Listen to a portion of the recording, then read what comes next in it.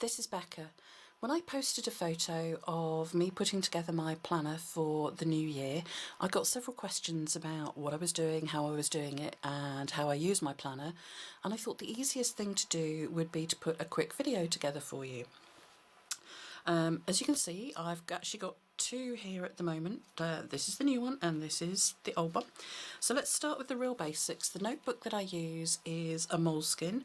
This is a colour called Underwater Blue, and those of you that know me will know I love the colour turquoise, so know why I was drawn to this one. It's a soft cover book. I like them having a soft cover. They're going to go everywhere I work with me, so they're going to get used quite a lot, but I also want them to be soft enough to open up nicely. And inside, the ones I like are the ones with dots, so you have a grid of dots on them, so they're plain enough if I want to do something that doesn't need a structure, but there are lines I can follow to write on, and it's easy to draw boxes. You'll see why that's important to me in a little bit. My way of planning time draws largely on the work of Stephen Covey, and it also incorporates quite a lot of bullet journaling ideas as well. I'll put links to both of those at the bottom of the video if you want to follow those up. I think with the planner, the absolute key though is to have something you're actually going to use, so it's got to be attractive to you and it's got to work for you, and I think everybody evolves their own system over time.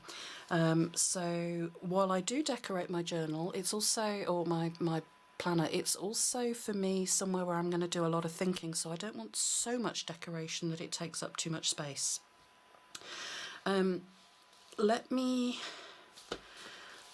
Everything for me is colour coded, so let's start with the key. Hopefully you'll be able to see this. I run 4 different areas that I plan around in my world, and you might want to adjust these for what you do.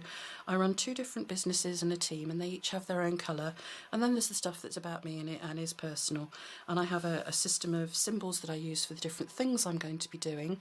So something might be an action, it gets a square; if it's a meeting or a call, it gets a circle; if it's an idea or a thought I've had, a little triangle. I put a diagonal line through something when I've started and then scribble it out totally, so fill it in when I've completed it, and then you get this nice sense of achievement.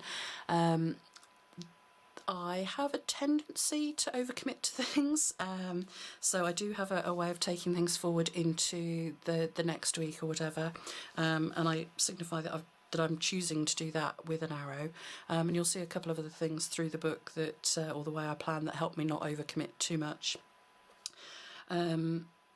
as I go. So we'll come back to those over time. Let's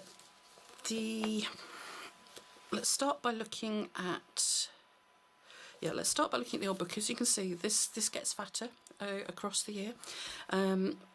I think for me, everything starts with what your goals are and what it is you're trying to achieve. So each month, let's find a month in here. There we go. Let's look at November.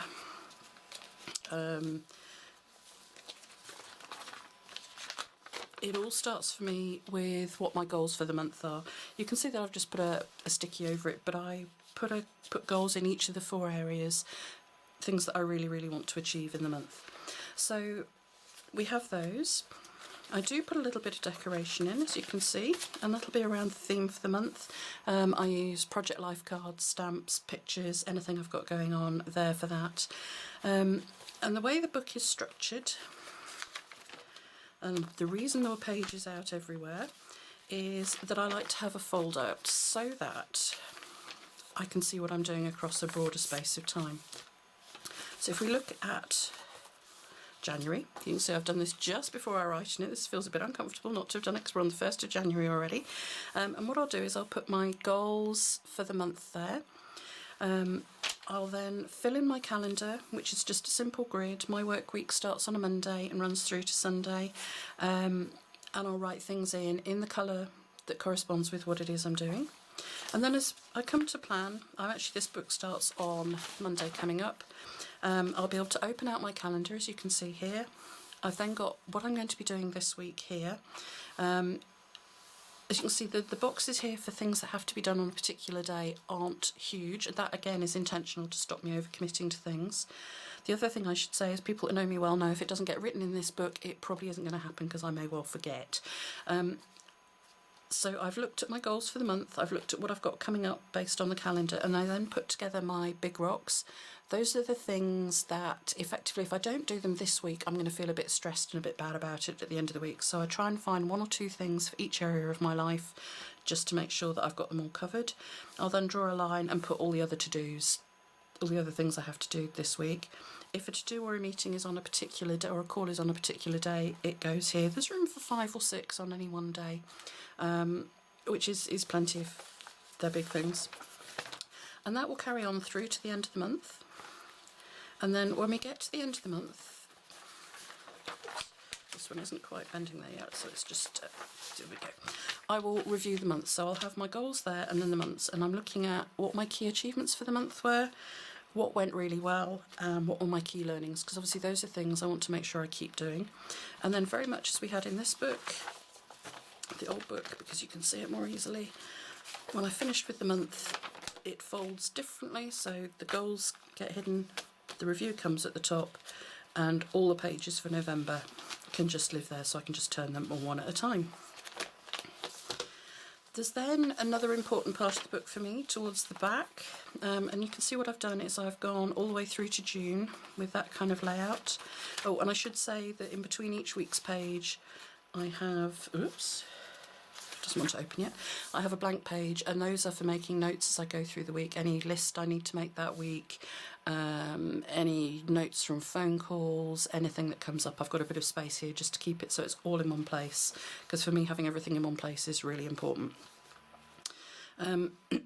Excuse me. At the back of the book you've then got the index, and the key in the index. The index is really important for me. What happens at the back of the book is I have all sorts of lists, things that I'm going to need to keep going back to.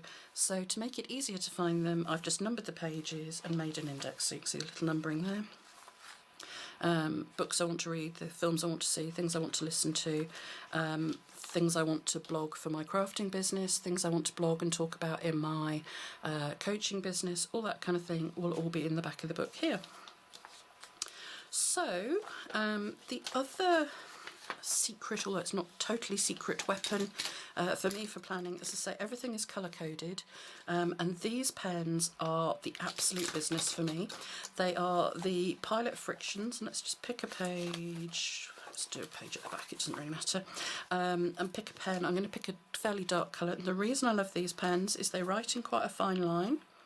And you're probably, if you're like me and a bit of a paper addict, you're going, oh, she's written in a book. Well, don't worry. Well, they write like that. They also rub out. Now, I don't know about you, but for me, appointments and things often change. So being able to just move them and have a totally blank page where I started is really important. A couple of people have asked where I got these from. I just buy them online. Same with my Moleskine notebook. And then once that's all got everything in it, I'm ready to go. I hope you found this useful. If you've got any questions, please do ask, and I'll do my best to answer them. Thanks very much. Bye.